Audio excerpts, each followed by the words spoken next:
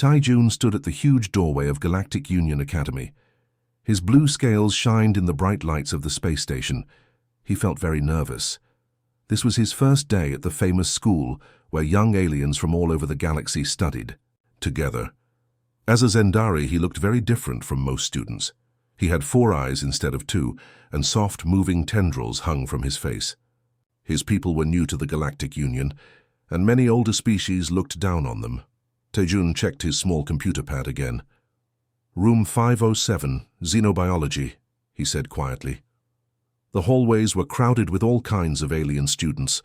Some had fur, others had scales, and some even floated instead of walking. Most students walked past Taijun without looking at him. A few stared with clear dislike in their eyes. A group of tall, red-scaled students pushed past him roughly. One of them knocked Taijun's shoulder on purpose, making him drop his pad. They laughed as they walked away. Taijun picked up his pad with his 3-fingered hands and tried to look confident. His mother had warned him that some students might be mean, but he had promised to try his best. "You can do this," he told himself. "Just find your class and stay quiet." The school was huge. The hallways curved in strange ways, with transparent floors that showed the stars below. Taijun was used to his small school back home, not this giant space station with its confusing layout. He passed rooms where students practiced controlling gravity, rooms filled with strange plants, and rooms where holograms of distant worlds floated in the air. After 10 minutes of searching, Taijun finally found room 507. He took a deep breath and walked in. The classroom was built in a circle with seats rising up like steps. In the center was a large table with a glowing model of a cell. The teacher stood beside it. She was a Dorsian, with 6 arms and a tall, thin body. Her skin was gray and her eyes were completely black. Dorsians were famous for their knowledge of biology, but also for their cold attitude toward other species. When she saw Taijun, she barely looked at him. "You're the new Zendari student," she said, checking her list. "Take any empty seat." Taijun looked around nervously. Almost all seats were filled with students of different species. Some looked at him with curiosity, others with boredom. A few showed clear dislike on their faces. The only empty seat was next to a human girl near the pack. Humans were also fairly new to the galactic community. They had only joined the Union about 50 years ago, which was very recent in galactic time. They were known for their unusual mix of advanced technology and emotional behavior. Most older species found them unpredictable. Taijun walked up the steps carefully, feeling everyone's eyes on him. His tendrils curled slightly, showing his discomfort. Among his people, such a display would be seen as a request for kindness, but here, nobody understood what it meant. When he reached the empty seat, the human girl looked up at him. She had dark hair tied back simply and warm brown eyes. Unlike many of the other students, she didn't look disgusted or afraid. She simply smiled slightly. "I'm Nari," she whispered, as he sat down beside her. "Welcome to Gua." Taijun felt a small wave of relief. His tendrils relaxed a bit. "Thank you," he started to say. "My name is—" A loud snickering sound cut him off. At the row behind them, a group of Vraxian students were laughing and pointing at him. Vraxians were one of the oldest and most powerful species in the Union. They had red scales, powerful bodies, and were known for their military might. Their homeworld controlled dozens of colonies and had great influence in galactic politics.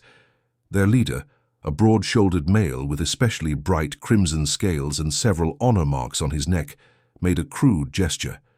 He wiggled his fingers near his face, clearly mocking Taijun's tendrils. "Look at those things move," the Vraxian said to his friends, loud enough for everyone to hear. "I bet if we pulled one, it would make a funny noise." His friends laughed again. The Dorsian teacher looked up briefly, but said nothing before returning to her preparation. Taijun's 4 eyes blinked rapidly. Among his people, this was a sign of distress. He tried to make himself smaller in his seat. Next to him, Nari frowned, but she didn't say anything either. The class started with the teacher explaining the different biological systems across the major species of the Union. Taijun tried to focus. but he could still hear the Vraxians whispering behind him. Once, something small hit the back of his head, a piece of paper or plastic, he wasn't sure. "Just ignore them," Nari whispered. "That's Darrow and his friends. They're mean to everyone who's different." Taejun nodded slightly, but inside, his hope for a good first day was fading. He had left his home, traveled across the galaxy, and worked so hard to be accepted into this school. Now sitting here with students laughing at him, and a teacher who didn't care, he realized with a sinking feeling that this was going to be much harder than he had imagined. 3 weeks had passed since Taejun started at the Galactic Union Academy. Now he dreaded every class change. The once amazing hallways with their views of deep space had become dangerous places for him. Darrow and his Vraxian friends always seemed to know where Taejun would be. Every day was the same. Taejun would try to walk quickly, head down, tendrils pulled close to his face. But Darrow always spotted him. "Look who it is," Darrow would shout in his deep voice. "The little Zendari whose planet couldn't even defend itself. How pathetic." This was a cruel reminder that just last year, Taejun's home planet had been forced to accept Vraxian military protection. Everyone knew it was really just a takeover. The Zendari, being peaceful people with little military power, had no choice. Other students would stop and watch these moments. Some looked uncomfortable, but nobody ever stepped in. Even species that were usually kind stayed silent when the Vraxians were involved. Everyone knew the Vraxians had powerful families with connections throughout the galaxy. Taejun had tried telling a teacher once. The teacher, a tall Medusan with tentacles for hair, had simply said, "You need to learn to handle social challenges. That's part of galactic education." Today was worse than any day before. Taejun had managed to avoid Darrow all morning, but lunchtime came, and everyone had to eat in the same place. The cafeteria was huge, with tables for hundreds of students. Food machines could make dishes from any world. On a better day, Taejun might have enjoyed the amazing smells and sights of foods from across the galaxy. He got his food, simple plant proteins that reminded him of home, and began walking carefully to an empty table in the corner. He was halfway there when he heard Darrow's voice. "Well, if it isn't our favorite Four Eyes." Taejun tried to walk faster, but it was too late. As he passed between two tables, Darrow stuck out his foot. Taejun didn't see it until it was too late. His foot caught, and he fell forward hard. His tray flew from his hands. The food scattered across the shiny floor. His drink splashed over 3 other students. The sound of the tray hitting the floor echoed through the suddenly quiet room. For one moment there was complete silence, then laughter erupted from all directions. Not everyone laughed, some just watched, but the sound was still overwhelming. Taejun lay there, feeling the cold floor against his scales. His food was ruined, his clothes were wet, and worst of all, his special pendant, a small crystal his mother had given him for luck, had fallen from his pocket and slid under someone's foot. He looked up, hoping someone might help. The Andromean prefects, tall blue students with silver badges who were supposed to keep order, looked away. They had 6 arms each. They could have easily helped pick up his things, but they didn't move. 2 Celsian teaching assistants stood nearby. The Celsians were known for their wisdom and fairness, but today they simply pretended not to notice. One even turned and walked away. Here's part 1 of your story expanded to about 900 words in simple English with a third-person perspective. In the galactic community, everyone understood power. The Vraxians had it. The Zendari did not. It was that simple. Across the room, Nari sat with 2 other human students. She watched with a troubled look on her face. In their biology class, she had been kind to Taejun. She would smile at him and sometimes explain things he didn't understand. But she had never stepped in when Darrow was around. Humans were still finding their place in the galaxy too. They had impressive technology and had spread to several planets quickly, but many older species still saw them as primitive and too emotional. Human students usually stuck together, careful not to make problems. Taejun slowly pushed himself up. His 4 eyes blinked rapidly in distress. He reached for his tray, but Darrow kicked it further away. "Oops," Darrow said with a cruel smile. "How clumsy of you." Taejun said nothing. He just wanted to gather his things and leave. As he reached for his pendant, someone stepped on it. There was a small cracking sound. When the foot moved, Taijun saw that his crystal was now broken in 2 pieces. That's when the pain started. It began as a sharp sting behind his eyes, then spread through his head like fire. This was something unique to Zendari biology. Their emotions weren't just feelings, they had physical effects. When a Zendari felt extreme distress, their neural pathways, the connections in their brain, could actually become damaged. Taijun's people had evolved as empaths, able to feel and share positive emotions with each other. But this also made them vulnerable to prolonged negative experiences. His mother had warned him about this before he left home. "Be careful of your emotional health," she had said. "Our bodies aren't made for constant distress." As he knelt there, picking up the pieces of his broken pendant, Taijun knew she was right. The pain in his head was a warning. If this bullying continued much longer, he might suffer permanent damage, not just to his feelings but to his actual brain. He gathered his things slowly, ignoring the few remaining laughs. As he stood up, he caught Nari looking at him. Their eyes met briefly. She looked sad and maybe a little guilty, but then one of her human friends said something, and she turned away. Taijun walked out of the cafeteria, leaving his food behind. He wasn't hungry anymore. He just wanted to be alone. Nari sat alone in a quiet corner of the Academy's library. The room was huge, with tall windows showing the stars outside. In front of her, blue holographic screens displayed information about Zendari biology and culture. She had come here after classes ended, driven by what she had seen happening to Taijun. What she found shocked her. The text on the screen glowed with troubling information. Zendari biology includes specialized neural structures that process emotions. These neural pathways are deeply connected to their basic brain functions. Nari touched the screen to see more details. Another page appeared, showing brain scans of Zendari under different conditions. Unlike most species, the text continued, Zendari cannot separate emotional pain from physical pain. Their brains process both in the same areas. Prolonged negative emotional states cause actual damage to these pathways. This damage can become permanent. Nari remembered how Taijun had looked yesterday. His tendrils had turned a dull grey color, and he seemed to be in actual pain. Now, she understood why. She closed her eyes, thinking about what she had witnessed in the engineering lab just yesterday. Taijun had been working alone on a project when Darrow and 2 other Vraxians cornered him. They had started by knocking his tools to the floor. Then Darrow had noticed something on the workbench, a small crystal sculpture that looked like a bird with open wings. "What's this ugly thing?" Darrow had said, picking it up. "Please put that down," Taijun had said quietly. "It's from my home. My grandmother made it." Darrow had held it up to the light. "Your people make such weak art, just like your weak planet." Then, looking directly at Taijun, Darrow had dropped the crystal bird to the floor. It had shattered into pieces. The sound of breaking crystal had echoed through the lab. Taijun had made a strange, high sound and fallen to his knees. His tendrils had turned grey almost instantly. He had gathered the broken pieces with shaking hands. Several students had seen this happen. 2 teachers had been just outside the door, but no one had said anything. No one had helped. Nari had watched from across the room, feeling sick to her stomach. But she hadn't moved either. Nari opened her eyes and touched the screen again, reading more about Zendari culture.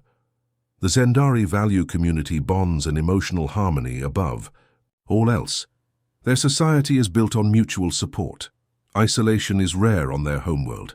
When Zendari travel to other planets, they must take special precautions for their emotional health. The words made Nari think of her own planet, Earth. Humans were different from many advanced species, while races like the Vraxians prided themselves on logical thinking and emotional control. Humans still embraced their feelings. In fact, her history teacher, Mr. Kim, had called this humanity's evolutionary quirk.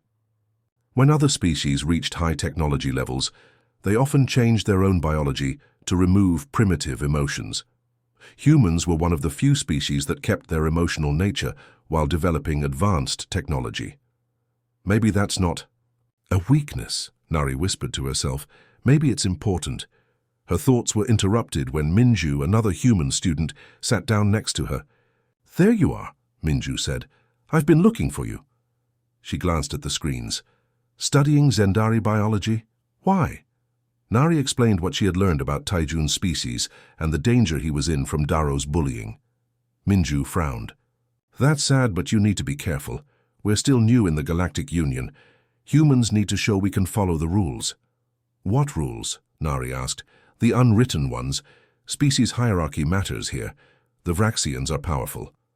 Daro's father is a high counselor in the Union government. Getting involved could cause problems for all humans at the Academy." Nari looked at her friend. "So we just watch while Taijun gets hurt, when we know it's causing him real damage?" Minju sighed. "It's not our place to change how things work here. We're guests in their system." After Minju left, Nari sat thinking for a long time. She remembered something that had happened back on Earth when she was 10 years old. A new girl at school had been bullied because she spoke with an accent. Nari had never joined in, but she hadn't helped either. She had told herself it wasn't her problem. One day, the girl hadn't come back to school. Later, Nari learned she had transferred to another school because of the bullying. Nari had always regretted not speaking up, not being the one person who showed kindness. Now, years later and light years from home, she was making the same mistake. She closed the screens and stood up. The library was almost empty now. Through the windows, she could see the stars and the curve of the nearby planet below the space station. Nari thought about what made humans different in this galaxy of logical, controlled species. Perhaps it was exactly this, the ability to feel deeply for others, even those very different from themselves. She made her decision. Tomorrow, she would not stand by and watch. Tomorrow would be different. Whatever the consequences, she could not let Taijun suffer alone any longer. As she walked back to her room, Nari began to plan exactly what she would do. Physical adaptation class took place in a special room at the center of the academy. Unlike normal classrooms, this one had a large anti-gravity chamber where students learned to move in zero gravity. The chamber was a clear bubble in the middle of the room, surrounded by control panels and observation areas. Today, the teacher had divided the class into small groups to practice movement exercises. Each group would take turns entering the chamber while the others watched and took notes. Taijun had been nervous about this class from the beginning. Moving his four-limbed body in zero gravity was already difficult, and knowing Daro was in his group made it worse. When their turn came, 5 students entered the chamber together. Taijun, Daro, 2 other Vraxians, and a quiet Medusan student. The teacher activated the anti-gravity field, and they all began to float. "Remember to use gentle movements," the teacher called through the speaker. "Push against surfaces carefully and control your direction." The students started their exercises, pushing off the walls and learning to stop themselves. The Medusan, with its many tentacles, moved gracefully. Daro and his friends were also good, their powerful legs giving them strong pushes when needed. Taijun struggled more. His species wasn't built for this kind of movement. He floated awkwardly, sometimes spinning when he meant to go straight. Outside the chamber, Nari watched with growing concern. She had promised herself she would act if Daro bothered Taijun again, but she hadn't expected it to happen so soon. Inside the chamber, Daro nodded to his friends. They moved to surround Taijun, blocking him from the teacher's view. "Having trouble, Four Eyes?" Daro asked with a cruel smile. "Let me help you practice." He gave Taijun a hard push. Taijun spun helplessly through the air, unable to stop himself. When he hit the wall, one of Daro's friends pushed him again, sending him spinning in another direction. "Stop," Taijun said quietly. His tendrils were starting to lose their color. "What was that?" Daro laughed. "I couldn't hear your weak little voice." They continued, pushing Taijun back and forth between them like a ball. The Medusan student had moved to the far side of the chamber, pretending not to see. Outside, the teacher was helping another student with a question, her back to the chamber. Most students were talking among themselves, ignoring what was happening. But Nari saw everything. Taijun was spinning faster now, his 4 eyes blinking rapidly. He was clearly in pain. His tendrils had turned completely grey. "Please," he cried. But his voice was lost in the laughter of the Vraxians. Something changed in Nari's face. She had been planning to speak to a teacher later, to report what was happening properly. But seeing Taijun's distress, knowing what this could do to his brain, she couldn't wait any longer. Without hesitation, she ran to the chamber door and entered. The anti-gravity field immediately affected her, lifting her feet from the floor. But unlike Taijun, Nari had practiced zero-gravity movement many times on Earth. Humans had been training for space for centuries. She pushed off the wall with perfect control, sending herself straight toward the group. "Enough!" she shouted.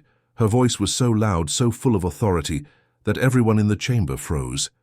Even students outside stopped talking to stare.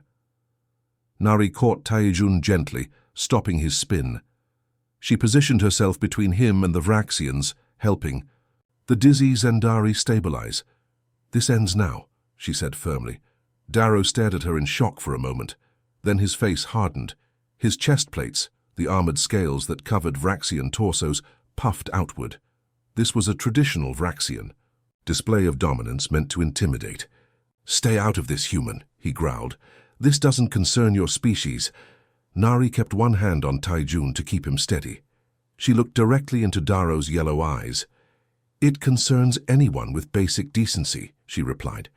"Your behavior dishonors your house and your species." Gasps came from around the room.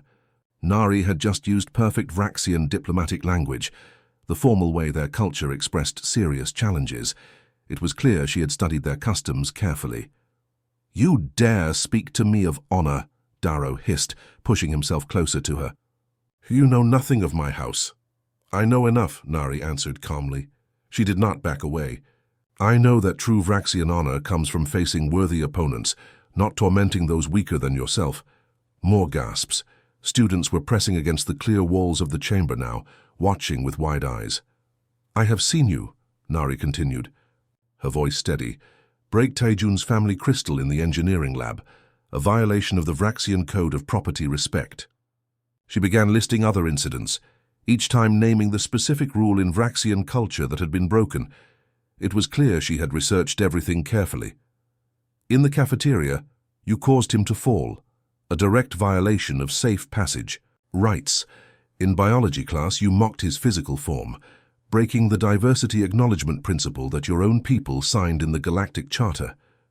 Darrow's eyes widened slightly. He had not expected this human to know so much about his culture's rules. By now, the teacher had noticed what was happening. She moved toward the chamber, pressing buttons on the control panel. More students gathered around, watching the confrontation. Some had even taken out devices to record what was happening. "You think you can challenge me," Darrow said, but his voice held less confidence now. "I already have," Nari replied, "and I do it according to your own cultural rules. Article 7 of the Vraxian Honor Code states that any being may challenge dishonorable conduct if they can name the violations specifically." The entire room was silent now. Even Darrow's friends had moved back slightly, unsure what to do. Nari's actions broke many unwritten rules of the Academy. Students were expected to respect species hierarchy. Humans, as newcomers, were supposed to keep quiet and learn their place. No one ever confronted the Vraxians directly, yet something about Nari's courage touched everyone watching. She stood firmly in the zero gravity, one hand still supporting Taijun, facing a physically stronger opponent without fear. By the time Academy security officers arrived at the door, half the class was recording the scene. The story would spread through the school within hours and through the entire station by the next day. Something important had just changed at Galactic Union Academy. The Academy Tribunal Chamber was the largest room in the school. Today it was completely full. Students, teachers, and even some officials from the space station stood along the walls because all seats were taken. At the front of the room, behind a tall desk, sat Principal Jen. The Luminary Elder's skin glowed, with a soft light, as was normal for his ancient species. His 4 long fingers were pressed together as he listened carefully to each speaker. Nari stood at a small platform in the center of the room. She had been answering questions for almost an hour about why she had broken so many Academy rules by confronting Darrow directly. "For my final statement," Nari said, looking around the large room, "I want to explain why I acted." The room grew even quieter. Everyone wanted to hear the human girl who had challenged a Vraxian student. I understand that many species believe emotional responses are primitive, she said in a clear voice. But on Earth we've learned that compassion isn't weakness. It's essential for any truly advanced civilization. She explained how she had researched Zendari biology and discovered that bullying wasn't just hurting Taejun's feelings. It was causing real damage to his brain. I couldn't stand by and watch someone be harmed when I could help, she finished. That's not the human way. Principal Jen nodded slowly. Thank you, Citizen Nari. Is there anyone else who wishes to speak? What happened next surprised everyone. A small Andromean student stood up. His blue skin shimmered as he walked to the front of the room. I also have been harassed by Darrow and his friends, he said in a quiet voice. They take my study materials and break them because they think Andromeans are too weak to fight back. After him, a Medusan student came forward with a similar story.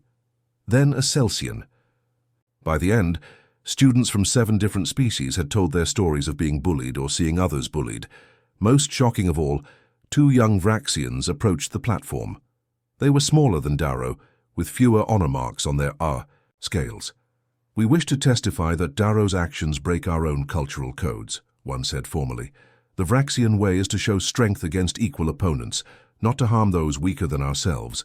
His actions bring shame to all Vraxians at this academy. Darrow, sitting with his family representative, looked down at the floor.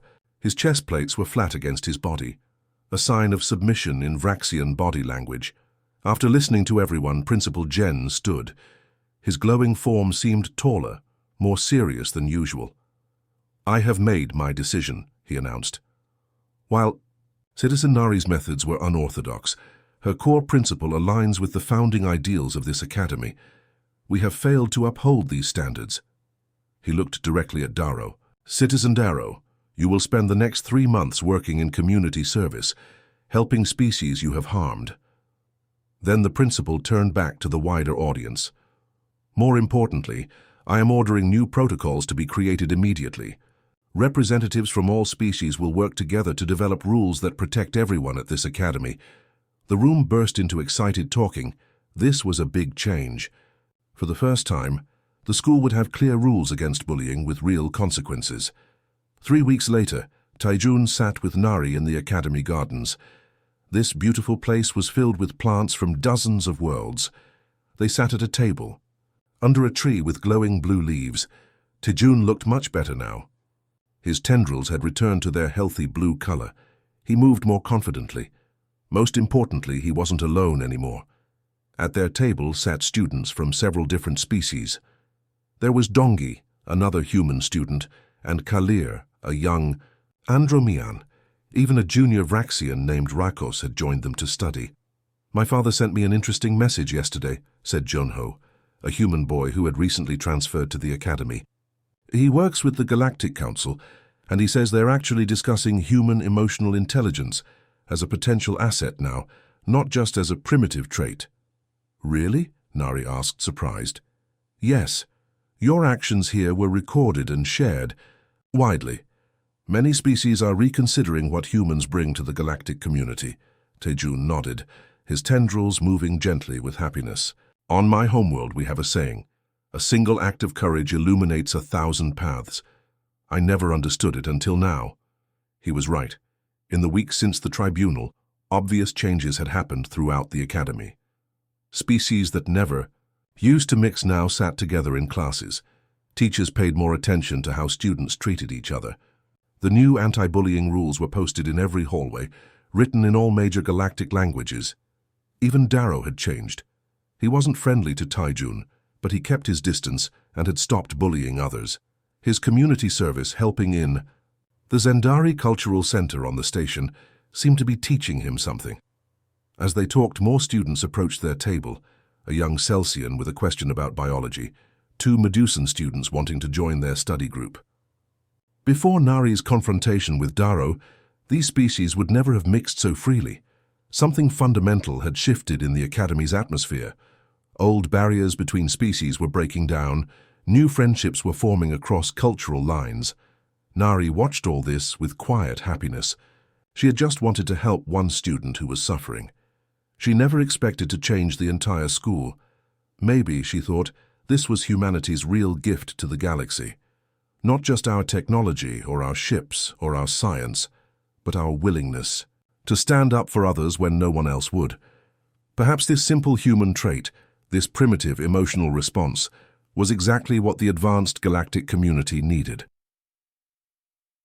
The end.